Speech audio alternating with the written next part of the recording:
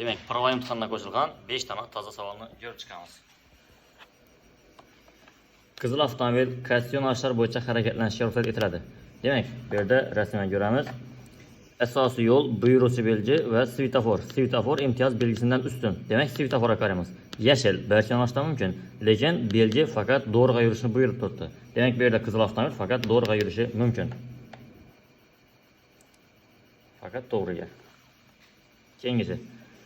Avtomobillar harakatlanayotgan qatnov qismida nechta harakatlanish tasmasi bor? Demak, bu yerda nechta tasma bor deb so'rayapti. Harakatlanish tasmasini chiziqlar orqali bilishimiz mumkin. Chiziq bo'lmasa, yo'l belgilari orqali bilamiz. Agar belgi ham yoki chiziq ham bo'lmasa, haydovchilar o'zi taxminiy o'lchamlarni yonlamoroq masofani saqlab, taxminiy o'lchamdan olib aniqlab yurishi mumkin. Demak, bu yerda 3 avtomobil sig'ib turibdi.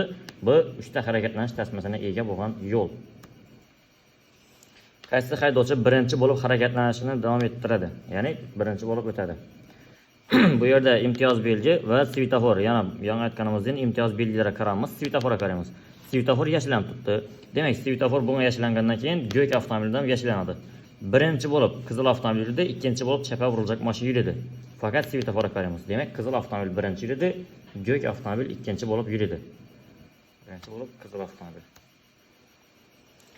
Qaysi yo'nalishlarda siz harakatni davom ettirishingizga ruxsat etiladi? Demak, qaysi yo'nalishda yurish mumkin? Svetoforga qaraymiz.